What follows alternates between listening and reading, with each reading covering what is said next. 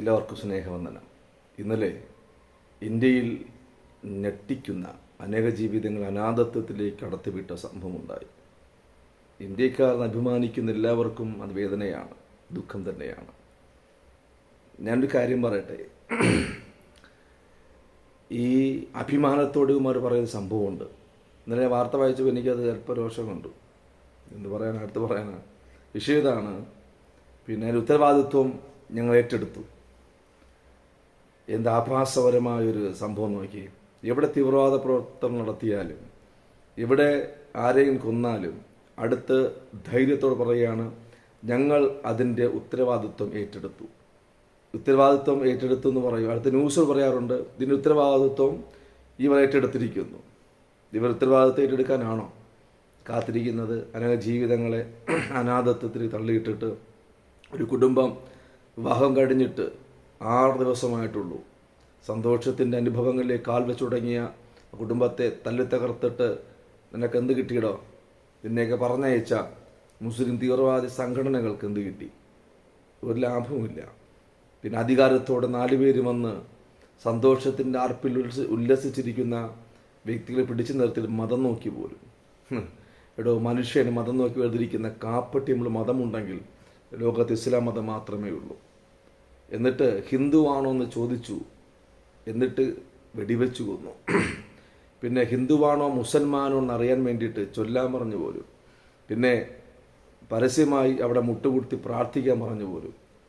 എടോ, മനുഷ്യനെ രക്തം കൊണ്ട് സ്വഭാവം കൊണ്ടും തിരിച്ചറിയേണ്ടത് പകരം മനുഷ്യനെ മതം കൊണ്ട് തിരിച്ചറിയുവാൻ നിന്നെ പഠിച്ച ആ തത്വശാസ്ത്രമുണ്ടല്ലോ, അത് അപകടമാണ്. നിന്നെ പറഞ്ഞയച്ച തത്വശാസ്ത്രികനുണ്ടല്ലോ, അവൻ ഏറ്റവും അപകടകാരിയാണ്. കൊന്നിട്ടും 10, 25, 30 വയസ്സിൽ പ്രായമുള്ള 4 തീവ്രവാദികൾ. എന്തു കിട്ടി ലാഭം? എൻ്റെ അപ്പനും അമ്മയ്ക്ക് നഷ്ടപ്പെട്ട് നിങ്ങൾ നഷ്ടപ്പെടാൻ പോവുകയാണ്. പറഞ്ഞു വിട്ട അകത്തിളങ്ങിയിരിക്കുന്ന കാപ്പട്ടി എന്ന നരാധമൻ, നരഭോജി, അവനെന്ത് കിട്ടി? അവന് കിട്ടി മതത്തിനു വേണ്ടി 26 ജീവനെ കൊന്നു തള്ളി എന്നുള്ള ഭയങ്കര ആദ്യമാണ്. ഞാൻ ധൈര്യത്തിൽ പറയാം, പേടിക്കാതെ തന്നെ പറയാം, ലോകത്തിൽ ഏറ്റവും കൂടുതൽ ഭയപ്പെടേണ്ട സംഘടന മുസ്ലിം സംഘടന തന്നെയാണ്. ഇവർ ഞാൻ ഉറപ്പിച്ച് പറയുന്നു, പലരും ഞാൻ മുസ്ലിം പറയുമ്പോൾ ഞാൻ മുസ്ലിം മതം പഠിച്ചിട്ടുണ്ട്. ഇവ പഠിപ്പിക്കുന്നത് മുസ്ലിം മതത്തിലില്ലാത്തതാണ്, ചെയ്യുന്നത് മുസ്ലിം മതത്തിലില്ലാത്തതാണ്, ഇവന്മാർ പറയുന്നത് മുസ്ലിം മതത്തിലില്ലാത്തതാണ്, ഇവന്മാർ പിൻചൊല്ലുന്നത് മുസ്ലിം മതത്തിലില്ലാത്തതാണ്. ഖുർആൻ എന്ന് പറഞ്ഞ പുസ്തകം വെച്ചുകൊണ്ട് കളിക്കുന്നത്. അതിനകത്ത് പറയുന്ന മണ്ടത്തരവും അപകാശവും മനുഷ്യന് ചിന്തിക്കുവാനും അനുസരിക്കാൻ പറ്റാത്ത ചില ബുദ്ധിശൂന്യതകളാൽ എഴുതപ്പെട്ട പുസ്തകമാണ് ഖുർആൻ. ശ്രദ്ധിക്കണം, മുസ്ലിം എന്ന സംഘടന ലോകത്ത് അപകടം തന്നെയാണ്. ഇന്ത്യയിലെ മാത്രമല്ല, ലോകത്തിൽ ഇറാഖ്, സിറിയ, നൈജീരിയ പോലുള്ള പല രാഷ്ട്രങ്ങളിലും ഇവർ അപകടകാരിയാണ്. ക്രൈസ്തവരെ തിരഞ്ഞു പിടിച്ച് കൊന്നുകൊണ്ടിരിക്കുന്നു. ഇവിടെ പിന്നെ ഹൈന്ദവനെ തിരഞ്ഞു പിടിച്ച് കൊന്നു. ഞാൻ ചിന്തിക്കട്ടെ, ഇത് അവിലും മലരും ഒരുക്കി കാത്തിരുന്നുള്ളൂ എന്ന് പറഞ്ഞ വീരവാദം മുഴക്കിയിട്ട് വർഷങ്ങൾ കുറേ ആയില്ല, ഓർമ്മ കാണുമായിരിക്കും. ഞാൻ പറയുന്നു, കേരളത്തിലെ രാഷ്ട്രീയ നേതാക്കന്മാരോട് ഉച്ചസ്വരത്തിൽ പറയുന്നു, നിങ്ങൾ 5 വോട്ട് ബാങ്കിന് വേണ്ടി ഇവന്മാരെ കുട്ടയിലിട്ട് നടക്കുന്നില്ലേ? അത് അപകടം തന്നെയാണ്, അപകടമാണ്. ഞാൻ 2 മാസങ്ങൾക്ക് മുമ്പ് ഒരു വീഡിയോ, ഒത്തിരി മാസങ്ങൾക്ക് മുമ്പ് ഒരു വീഡിയോ ചെയ്തു. പിന്നെ അതിഥിയെ സ്വീകരിക്കില്ലെന്ന്, അതിഥി അപകടകരമാകുമെന്ന് ഞാൻ വീഡിയോ ചെയ്തു. അത് പുച്ഛമായിരുന്നു. കണ്ടോ, അതിഥി ഒരു കുടുംബത്തെ അപകടകരമായി മാറി അല്ലേ? അത് സംഭവിക്കും. ഇതും ഞാൻ പറയുന്നു, കേരളത്തിൽ ഒന്നുമില്ലാതെ മുസ്ലിം സമൂഹത്തെ വളർത്തിയത് രാഷ്ട്രീയ നേതാക്കന്മാരാണ്. കോൺഗ്രസിന് പ്രാധാന്യമുണ്ട്, കമ്മ്യൂണിസ്റ്റിന് പ്രാധാന്യമുണ്ട്. രാഷ്ട്രീയ നേതാക്കന്മാർ രാഷ്ട്രീയത്തെയോ എതിർക്കുന്നതല്ല.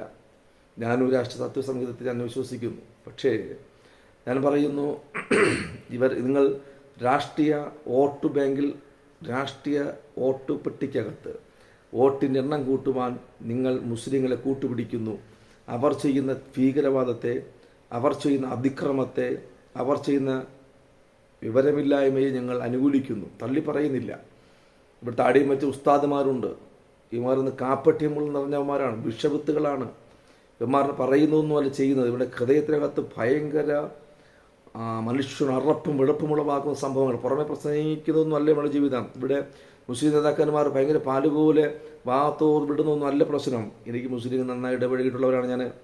അതുകൊണ്ട് ഞാൻ പറയുന്നു, രാഷ്ട്രീയ നേതാക്കന്മാർ ഇവരെയൊക്കെ മാറ്റിവിട്ട് ഇവരെയൊക്കെ നിർത്തേണ്ടത് നിർത്തിയില്ല എങ്കിൽ ഈ കാശ്മീരിലെ ഭീകരവാദം ഇവിടെ കേരളത്തിലേമാർ ചെയ്തെടുക്കും. നിങ്ങൾ ഓർത്തോ, ഞാൻ പറയുന്ന ഓരോ വീഡിയോകൾ നിങ്ങൾ പരിഹസിച്ച് വിടാറില്ല എന്നാലും പറയുന്നു, നിങ്ങൾ ഓർത്തോ, ഇത് അപകടം തന്നെയാണ്. മുസ്ലിം ലീഗ് എന്നോ സംഘടനയെ താഴ്ത്തിക്കൊണ്ട് വേറെ രാഷ്ട്രീയ പാർട്ടി നടക്കുന്നത് കാര്യം വോട്ട് വേണ്ട. മറ്റു രാഷ്ട്രീയ സംഘടന അവരെ കുറേ മുസ്ലിം പ്രീണനത്തിന് വേണ്ടിയിട്ടാണ്. ഇത് നിങ്ങൾ ഓർക്കണം. ഇവന്മാരെ മാറ്റി നിർത്തിയില്ല എങ്കിൽ, ഇവന്മാരെ ഒഴിപ്പിച്ചു മാറ്റി നിർത്തിയില്ല എങ്കിൽ അപകടം തന്നെയാണ്. മനുഷ്യനെ കൊന്നാൽ മറ്റു സ്വർഗത്തിരിക്കുന്ന മറ്റോമാർ സന്തോഷിക്കുമെന്ന് പറയുന്ന ഈ കാപ്പട്ട സ്റ്റഡി ഉണ്ട്, പഠിപ്പീര്, അത് അപകടമാണ്.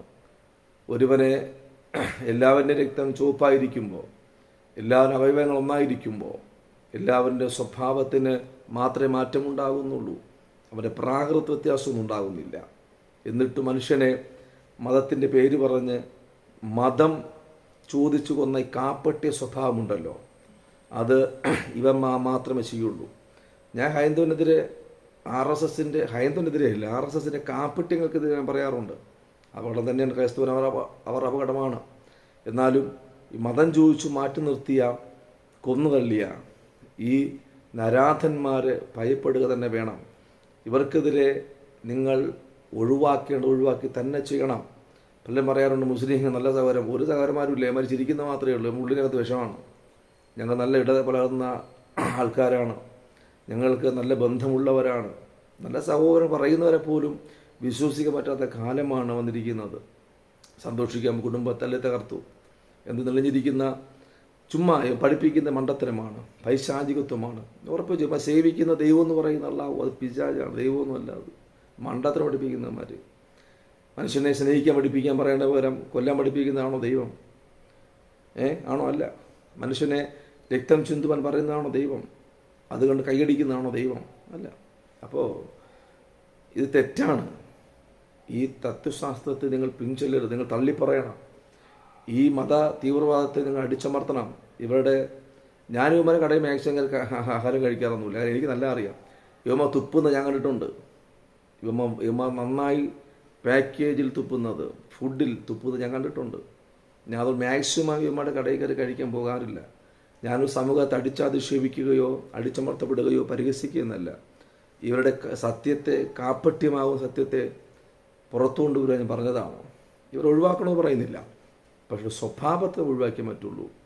ഇവർക്കെതിരെ പ്രതികൂലമായി എഴുന്നേറ്റ് മതിയാകത്തു. അടിയും വെട്ടുകുത്തൊന്നുമല്ല.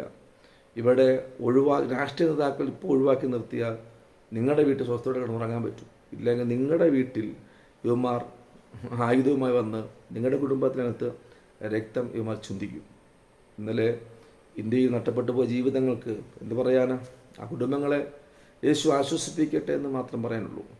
യേശു പറഞ്ഞു, സ്നേഹമാണ് ദൈവം. ഒരു ചെകിട്ടടിക്കുന്നവനെ മറു ചെകിട്ട് കാണിച്ചു കൊടുക്കണമെന്ന് സ്നേഹം കൊണ്ട് പഠിപ്പിച്ച യേശു. ഒരുവനെ താങ്ങുവാൻ പറഞ്ഞ യേശു. ആ യേശുവിലേക്ക് നീ വാ. യേശുവിനെ സഹായിക്കും. അവൻ മാത്രമാണ് ദൈവം. God bless you. ആമേൻ.